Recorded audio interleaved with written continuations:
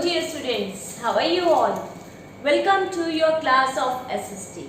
So as you know, we have already finished with the explanation part of Geography lesson 3, that is motions of Earth. We have learned so many new things about the rotation and its effects, revolution of Earth around the Sun and its effects. Then we have also discussed of the duration of day and night. How long is day and how long is night. Apart from that, we have learned about aphelion and perihelion. Also, we have learned about solstices and equinoxes. So, the basic concepts are clear, and today we are going to take up the reading part from your book. So, let's start it. Open your books on page number 128. So, we start. In ancient time, it was believed that the earth is in the rest position and other celestial bodies move around it. So, in the ancient times, what it was believed, we all know, it was believed that earth is at the static position, earth does not move, whereas all other celestial bodies, other planets, asteroids, meteors, comets, they keep on revolving around the earth.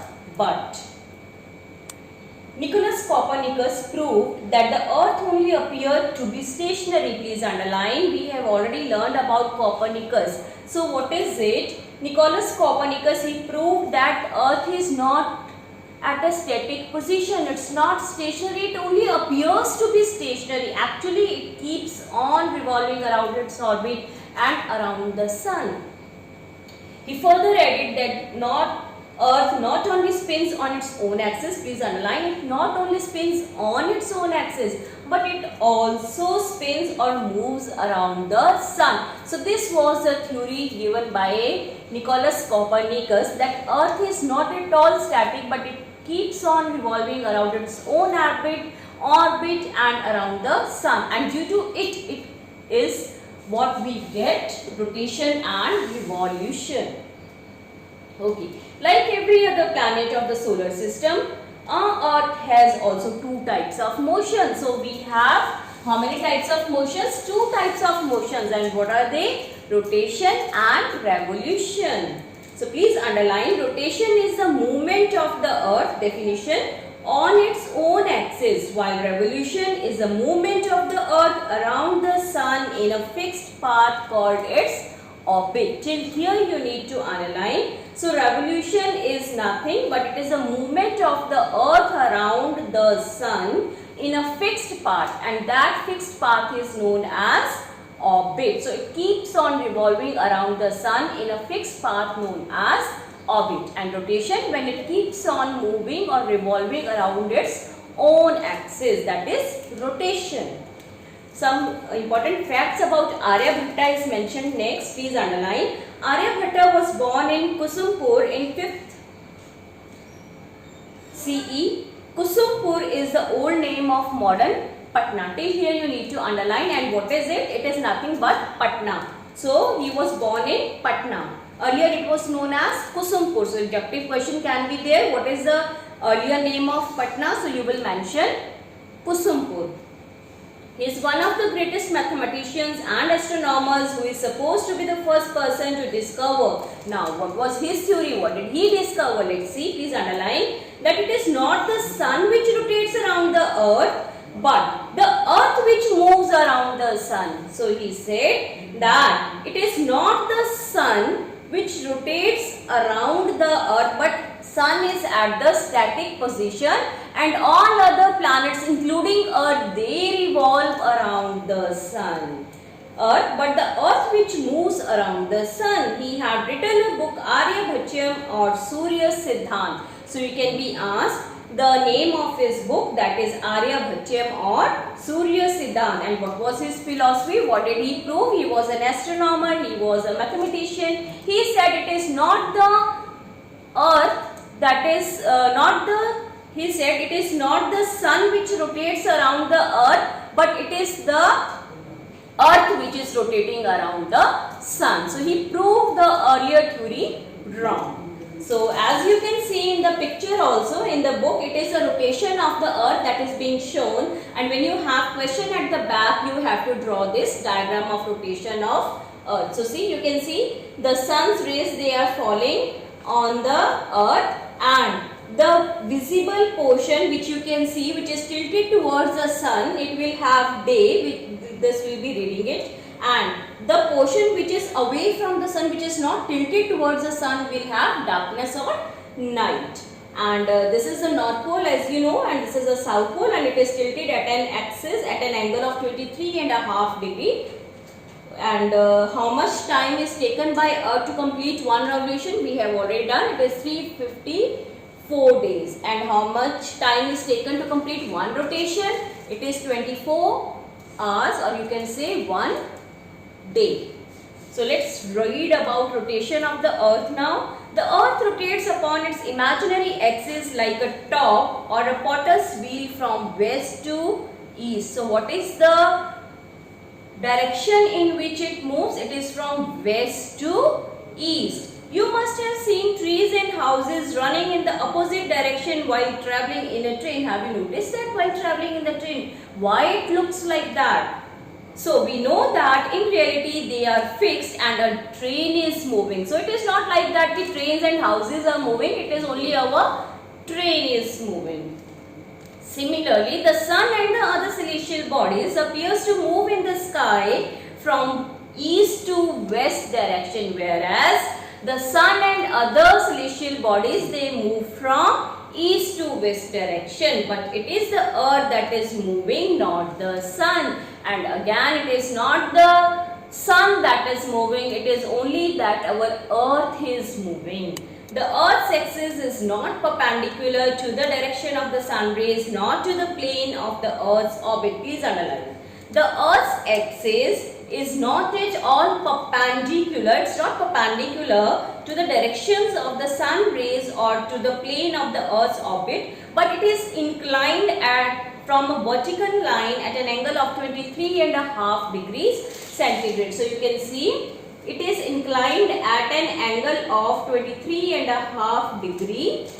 It is not perpendicular at all. Please underline. It makes an angle of 66.5 degree with its orbital plane, which is formed by the orbit of the earth around the sun. Also here. Till here you need to underline. So it makes an angle of 66.5 degree, as you can see over here, and with its orbital plane, which is formed by the orbit of the earth around the sun. So it is just a vertical line at an angle of 23.5 degrees centigrade, and it is not at all perpendicular. So thus the earth always remains tilted to one side while moving around the sun. Just because of this vertical line, or you can say axis, that is why the earth, one side of earth is tilted towards the sun, and this tilt is called the inclination of the earth's axis. And what it is called? This tilt is known as the inclination of the earth's axis. So you have very important objective question. What do you mean by inclination of the earth's axis? So what you will write, earth always remains tilted towards one side while moving towards the sun, and this tilt is known as inclination of the earth's axis. The inclination is always in the same direction, that is towards the pole star, and it is always towards the pole star. The earth takes, please underline, 24 hours or 1 day to complete one rotation. How much time? 1 day or 24 hours. Therefore, the rotation is called the daily motion of the earth, and that is why, since it takes 24 hours or 1 day, it is known as the daily motion of the earth. Again, important question, why it is known as daily motion of the earth? Because earth takes only 24 hours or 1 day to complete one rotation. So that is why it is known as daily motion of the earth, and it is also known as the earth day. So what is another name for rotation of earth or daily motion of earth? You can say it is earth day. Important objective question. Then a small paragraph, the rotational speed of the earth at the equator is about 1675 km per hour, while it is 0 at the pole. So see the speed of the earth at the equator and at the pole. So it is 0 at the poles and it is 1675 kilometers per hour at the equator. Please underline. And now what are the effects of these rotation? We all know it causes days and nights, it causes tides. So let's see, please underline. Due to the rotation of the earth, days and nights occur. A day consists of 24 hours. As the earth rotates, it appears that the sun, the moon, the stars are moving from east to west. The concept of direction based on sunrise and sunset has been given by it. So, the concept of direction, that is from east to west or from west to east, it has been given by the rotation of the earth along with the days and nights. Bulging of the earth at the equator and flattening at the poles are also caused due to the rotation. We have done previously in our last chapter that the shape of the earth is such that it is bulging at the equator. It is bulging at the equator and it is flattened at the poles, and this is just because of the rotation of the earth. Then movements of winds, oceans, currents and tides are also caused due to rotation. So our tidal movements, currents, all these are what? Winds. These are the result of rotation of the earth. Right? Then you have important term, that is circle of illumination. What is it now? Circle of illumination. Let's see. A diagram is there, and when you have a question at the back on the circle of illumination, you need to draw it. So let's see what is circle of illumination now. We get heat and light from the sun. We all know that. The earth is spherical in shape. That also we know. Due to this, only one half of it that faces the sun gets illuminated. So see, this is what? Earth. And the sun rays are coming from this side. Supposedly here is the sun and the sun rays are falling. And since the earth is tilted towards the sun, so the portion which is tilted towards the sun will be having day, and the portion which is away from the sun, due to its tilt, since it is only spherical portion that is there of earth, so we can say that the portion which is not facing the sun will have darkness or night. And this imaginary line is known as circle of illumination. So let's see. Due to this, only one half of it that faces the sun gets illuminated. The other half that does not face the sun remains in darkness.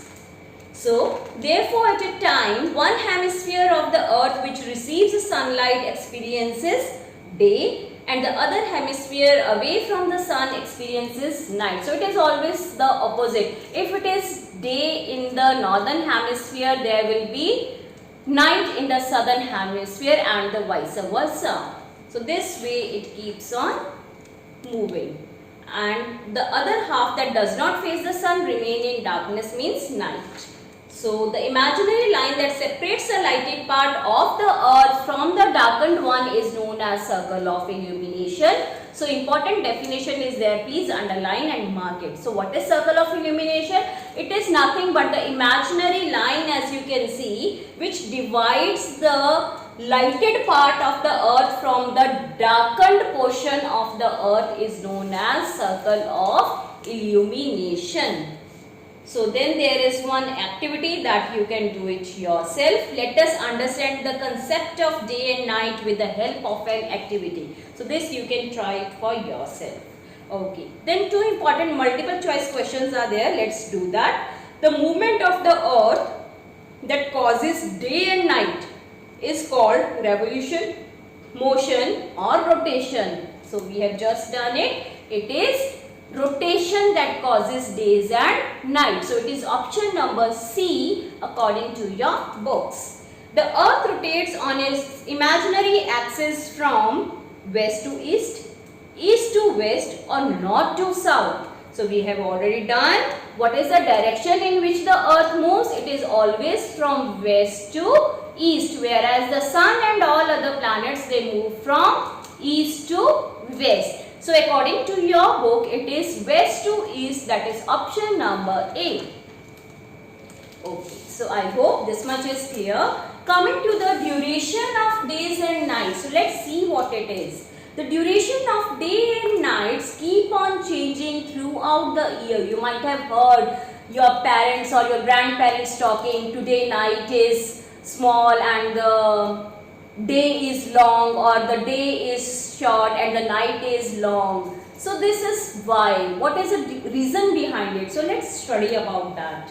This happens due to the inclination of the earth's axis. Please underline. Why does it happen? The duration of day and night, why it keeps on changing? It is because due to the inclination of the earth's axis. Therefore, for 1/2 of the year, that is for 6 months, the earth comes in such a position that the north pole is inclined towards the sun and the south pole is away from it, as we have seen. So it is 6 months that north pole is inclined towards the sun, and for another 6 months it is the south pole that is inclined towards the sun. And that is why the days will be longer in the north pole and smaller in the south pole. And when the south pole will be tilted, then the days will be longer in the south pole and smaller in the north pole. Okay. So when the north pole is inclined towards the sun, a big part of the northern hemisphere receives sunlight. Obviously, the sunlight will be passing directly on the northern hemisphere on the north pole, so it will receive more sun's heat and light. This results in longer days. Obviously, then the days will be longer and the nights will be shorter. It is always like that. If the days are longer, nights are shorter. And this results in longer days and shorter nights in the northern hemisphere. At this time, the southern hemisphere has shorter days and longer nights. It is the opposite in the other hemisphere, the opposite hemisphere. तो क्या होता है? What is there?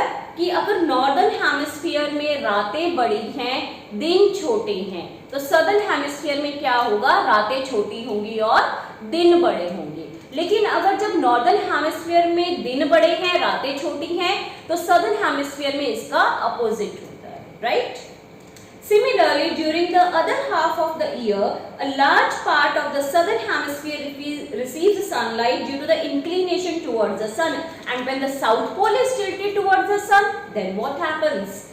This results in longer days and shorter nights in the southern hemisphere. So when the south pole is tilted or the southern hemisphere is tilted towards the sun, then you have the longer days in the southern hemisphere and shorter nights. During this time, the days are shorter and the nights are longer in the northern hemisphere, whereas in the northern hemisphere, it is the opposite now. The days in the northern hemisphere are shorter and the nights are longer. The places at the equator always have equal days and nights. Now see, this is what? This is equinox. Now the places which are situated at the equator, they will have equal days and equal nights, because the sun shines vertically at the equator throughout the year, because the rays of the sun that will be falling at the equator will be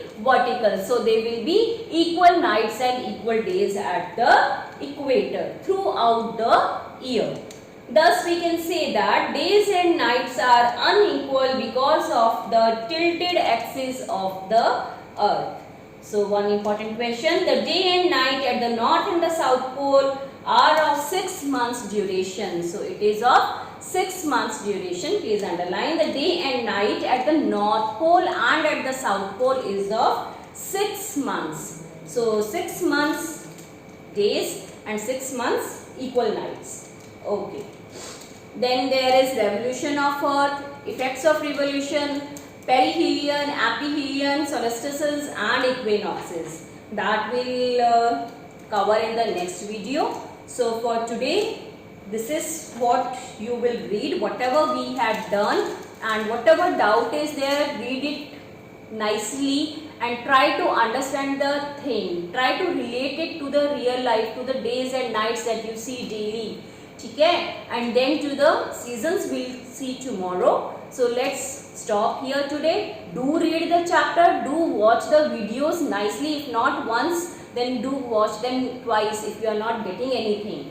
So that's all for today. Stay safe, stay home.